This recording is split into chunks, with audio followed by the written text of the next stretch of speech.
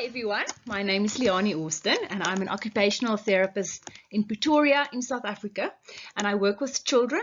That is absolutely my passion, and I'm very excited to share some knowledge into anxiety and the link with sensory processing disorder.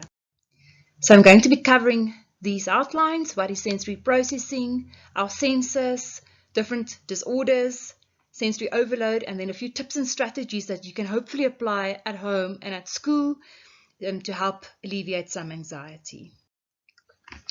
So what exactly is sensory processing? It is literally the way that our brains take all the sensory input from all our senses and how it is processed within our brains. So we are not really aware of our sensory processing. It is mostly an automatic, spontaneous, and unconscious process that happens within our bodies and within our brains. It impacts hugely on how we respond, how we react, our behavior, concentration, emotions, learning ability, and our motor skills needed for development. Our brain is really like a sieve. It constantly filters information so that we can focus on what is important while remaining calm and to prevent sensory overload. So tonight we are going to focus on anxiety. So this is typically seen in our children who battle to organize and respond appropriately to sensory input so that it affects their behavior and emotional responses. So how many senses do we have? Now we all know about our common 5 senses that we learn about at school: smell, sight, taste, hearing, and touch. But we actually have a total of 8 senses. And this is not something that I've made up. Sensory integration is the most researched topic in pediatric occupational therapy. So we also have 3 hidden senses: interoception, our vestibular sense, and proprioception. And interoception is basically the sense that gives us feedback from our organs, whether we are hungry, need to go to the toilet, or have an appendix pain, and so on. So I would like to explain 3 senses in a little bit more detail, as it is important to know in our children, and some of the calming strategies and tips that I'm going to be sharing later really tap into these 3 sensory systems. Our vestibular system is situated deep inside our inner ear, right next to the cochlea needed for hearing. It detects movement and gravity and then gives us feedback so that we can respond effectively, to keep our posture, to keep our balance, and to not be scared when we have to climb up high or have a change in head position, and to not vomit when we swing or ride in a car. Then we have our proprioception, and this is situated in our joints, muscles, and tendons, and it gives us feedback without having to look, to feel where our body parts are in space. Am I bending my arms? Am I crossing my legs? Am I standing or sitting? How hard to press when I'm holding my pencil? Where exactly to put my finger joints when holding my pencil? How much force to use when I lift up a suitcase? Think of the child who's still learning to crack open an egg. With what precise force do you need? Our touch system gives us feedback of light touch, deep touch, temperature, vibration, and pain. Now, light touch versus deep touch is very important to note, because an aversion to light touch is what we see in children who seem oversensitive to touch, and overreactivity to touch. Now, light touch actually shares the same pathway to the brain as pain, and that is why some children can misinterpret light touch, and it's actually a painful experience for them with huge emotional consequences. On the other hand, we have our deep touch receptors, and that is when you press deep and firmly onto the skin, and that helps to calm your pain. So that's why instinctively, when our children hurt themselves, what do? We pick them up, we hold them tight, we hug them, we comfort them. So any deep pressure like a massage or a hug from someone that you love can be very calming.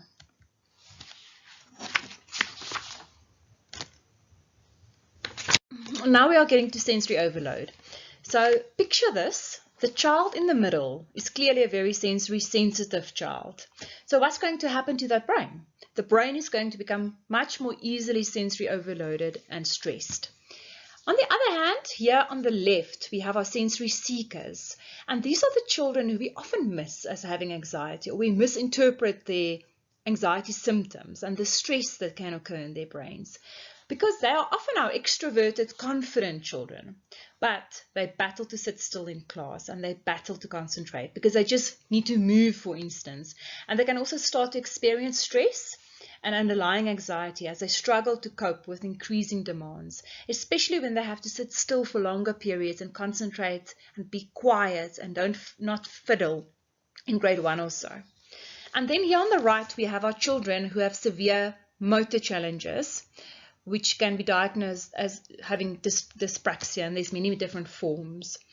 And they can battle with their handwriting. They may battle to sit up straight. They will become more tired, they may be clumsy, and so on. So they can start to experience excessive frustration because their bodies doesn't want to listen to what their brains are saying. And they're going to start to experience some performance anxiety when they struggle to cope with academic demands or when they struggle to keep up with their peers in sport and play.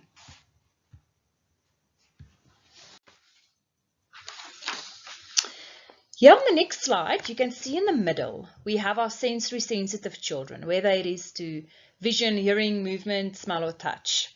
And they will be naturally more prone to stress, as we've discussed. They may be able to keep it together at school, but as soon as they get home, the wheels just fall off. And they have meltdown after meltdown. Why? Because I know mom and dad will love me unconditionally and I can just let go. So we don't always realize how hard they must work throughout the day to cope with all the sensory input, noises in the classroom, friends bumping into them and touching them, clutter, bright lights, and so on.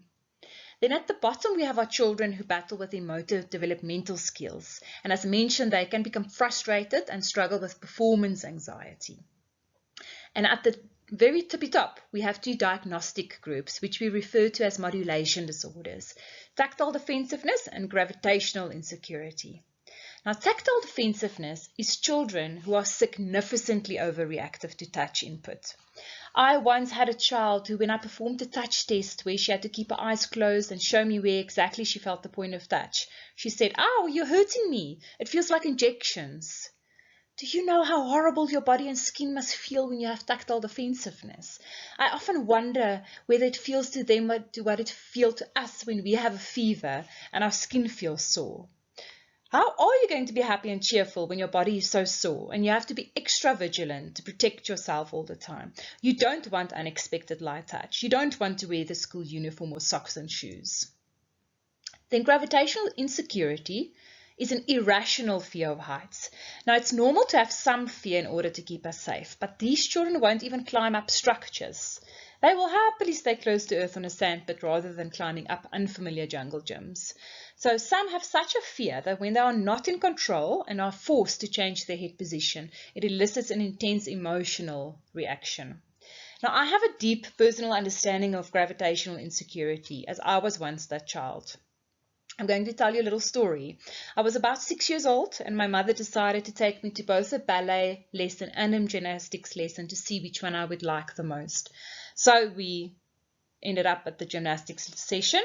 I went into the gymnastics hall and there was a very high balance beam that we had to walk over. I did it, but my palms were sweaty and there was a huge lump in my throat. Next, we all lined up and the instructor lifted us onto the bar, which we had to grab hold of with both hands. And then he started guiding me forward to make a somersault over the bar. One word, horrible. I don't think they've ever seen a kid run out of there so fast. So obviously I ended up doing ballet where my feet were firmly on the floor. Now, we all want to be happy, productive, cheerful, calm, yet alert. And that is when you are in your optimal band. But in the mornings, especially when your alarm needs to wake you up, here right at the bottom, that's where we function. Very slow, too tired. How am I ever going to be able to wake up and focus until your husband brings you a nice cup of coffee? So you are then like a slow strawberry. And when you feel like, oh, now I can function, now I can do this day, that's when you're cool like a cucumber. So then we go about our day. If you have perhaps a more busy, stressful day with a lot of sensory input that taxed our brains, we will start to get warning signs such as a foggy brain, racing mind, racing heart, and so on. And that's when you feel, oh, I just want to get home and take a nice relaxing bath or watch my favorite series or read a book, whatever you do to get you back into your optimal band. So for our children, it's the same. Some of them function chronically like a slow strawberry. Nothing phases them. They don't become stressed when they have to hurry up. They are just too relaxed. So their parasympathetic system are in overdrive. They've got their feet on the brake too much. Then right at the top, we have our anxious apples. And that's when our children are pressing too much petrol. They feel nervous. They are too alert. They are too distracted. They are too jittery, too fidgety, which can in turn lead to meltdowns more easily and more frequently than would be expected for a child of their age. Now, sensory processing difficulties can increase anxiety. On the other hand, anxiety can increase sensory processing difficulties or symptoms. So is it the chicken or is it the egg?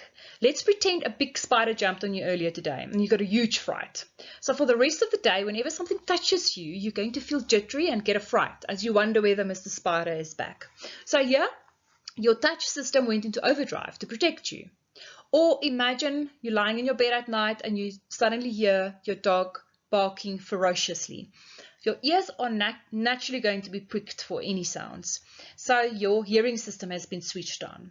And the same happens in our anxious children. They become overly jittery, especially oversensitive to touch and oversensitive to sounds. Now, children with sensory processing disorder tend to switch more easily from calm to stressed, from cool like a cucumber to an anxious apple, especially in noisy, busy environments or unfamiliar environments, where they can experience a great deal of sensory overload. And these symptoms of sensory overload are different in each child. We really have to know your child. Some are warning signs. Some tell you it's already too late. My brain has gone into fight, flight, or freeze. I'm in sensory overload. So a few symptoms to look out for. You know your child. Increased irritability, frustration, when they start to fidget too much, whether it's with their fingers, biting their nails, moving their legs up and down.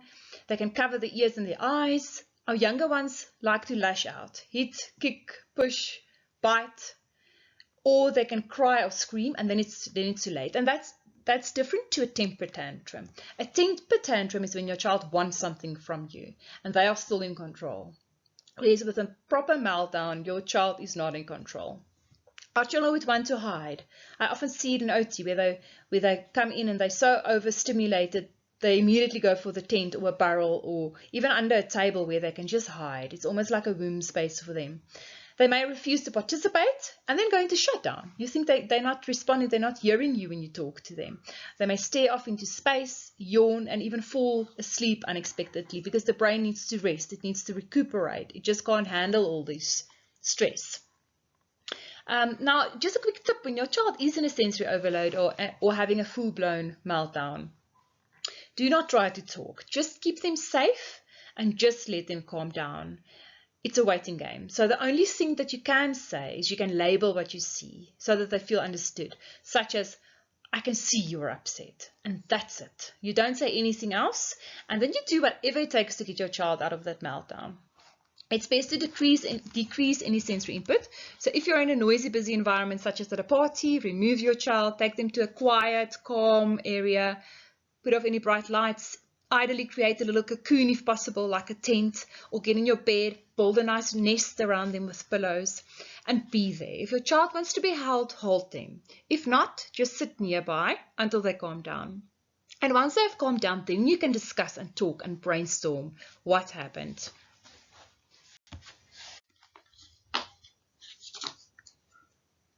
So, tips and sensory strategies. Laughter is the best medicine. So I'm very privileged to be based at schools, especially my one school where I am 4 days a week, because some children who are in complete anxiety state and do OT, their moms can let them know in the morning, Teacher Leonie will see you, and it can help to get them out of bed. I've even had teachers bring a child who's in a complete meltdown. It's not actually session time, but bring him in there, into my sensory room. We use sensory strategies to get him back into a calm, alert state, rather than phoning mom and say, come pick up your child. So I really am there to catch them and help them to fly again. But most importantly, it's for them to have fun, be in the moment, and laugh. And once they laugh, they have a twinkle in their eyes, I will take a photo and send it to mom or dad. So it really is a sensory release through movement, through touch, and so on. And then I also match my children, and I sometimes see them two together.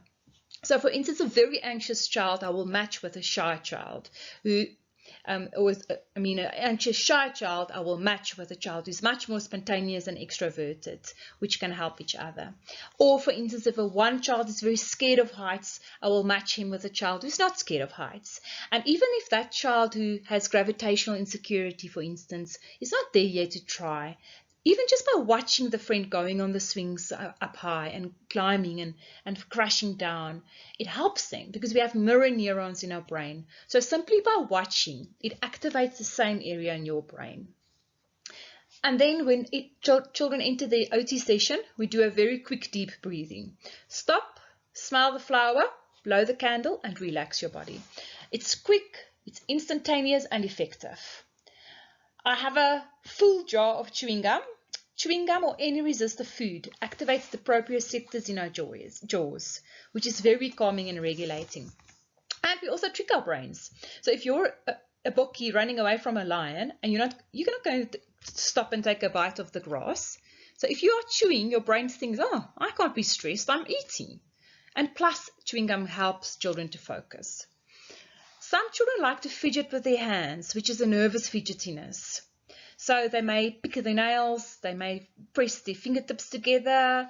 So for them, I give them a piece of press stick, which they can pull or press, or something like Play-Doh, or any squishy type of fidget in OT. And then heart coloring is one of my favorite techniques. Life is so rushed nowadays. We often don't find the time to really find out how a child's day was. So I draw a heart for them and I teach them the different color emotions of their hearts. Yellow is happy, blue is sad, red is angry, purple is worried. So based on the Inside Out movie. And then I explain to them our hearts are never really one emotion. They must use at least 2 colors. Otherwise, children tend to just color their whole heart yellow. And then they use 2 or 3 or 4 colors according to how they are feeling, and they color their hearts. And then I give them a chance to explain what it means and to project their feelings. And I always start off using, when they're still learning how to do the hearts, I use myself as an example in a very age-appropriate manner, such as yellow because I'm happy to have you in OT, and a little bit of red because this morning someone drove like a hooligan and almost caused an accident.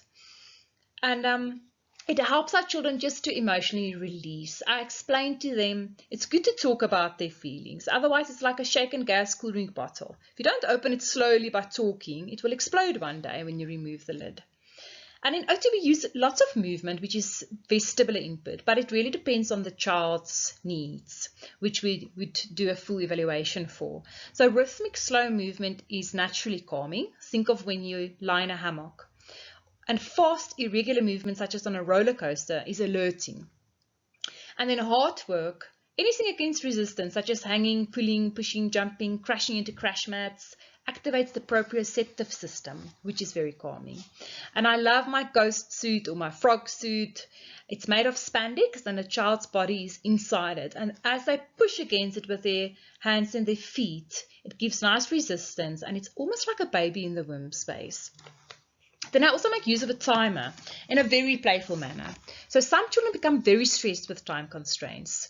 I will, for instance, time children. How many marbles can you remove in 1 minute? Or how fast can you do this activity? Until time becomes their friend and not their enemy. And it also helps to warn children, especially my younger children. I'll tell them, oh, you have 5 minutes left. But instead of just telling them, I will use my timer. So if the timer goes off, it means it's time to put on our shoes and so on. Now, tips and sensory strategies that you can use at school. Chewing gum, we've mentioned how it can help.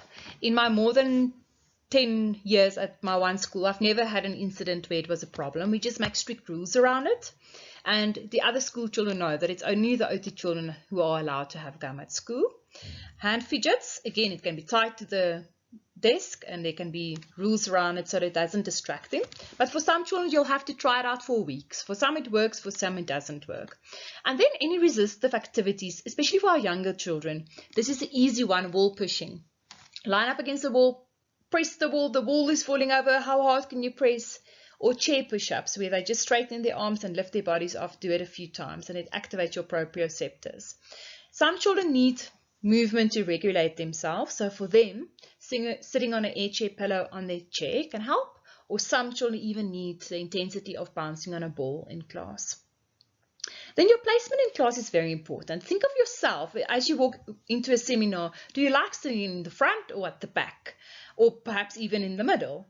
And I find that especially our sensory sensitive, anxious children prefer sitting at the back, because you don't want to sit in the front and be extra vigilant about what's going on behind you. And whereas our sensory seekers often actually prefer sitting in the front or even in the middle as they get extra input. And also consider the open door or an open window, which can make children feel unsafe or be too distracting for them. And then a buddy system, especially for our older children. If a child is anxious but they want to do the right thing, put them next to a stronger student who can help them. Not physically help them, but just to be there and act as an example so they don't get lost with the work. At home, I'd like to start off with when driving in the car, because that's often when anxiety increases as they are driving somewhere or they're driving to school. So gum, or any crunchy food like apples, carrots, biltong, pears, and so on. Their favorite music. Music can be so calming, it can put you in a good mood, it can also energize your brain. And then a weighted soft toy. We all know the benefits of having a teddy as comfort, but if you can add some weight to it, or either a weighted toy or a weighted blanket, you can just insert some beads inside. Google it, see how you can make your own one, or ask an occupational therapist for some advice, and that can be very calming. They can keep it on their laps or hug it. And in the morning, you can validate the emotions. Just simply saying, I see you are feeling worried. It helps already. And tell them one thing that they can look forward to. So you're going to go to school, but remember, when you are done with school, we are going swimming, or we're going to play hide and seek, or you're going to do a puzzle, or get an ice cream, or whatever your child would want to hear. A Happy Kids timer can also work very nice, just to make it fun. It's a timer-free app, and you can see how quickly you can complete the steps, and they get stars, just to get them out of bed and get going. Then visual schedules are extremely important. Not just the words, but actual pictures. So on Monday, let's see. On Mondays, I do netball. Tuesdays, I do rugby. Then I do dancing and so on. Or Fridays signals it's the start of the weekend, so we are going to eat pizza. Then photos. Prepare your children before you go to an event, especially at a new place. Show them, if they're younger, show them photos on Facebook. This is how that tannie looks or that oom looks.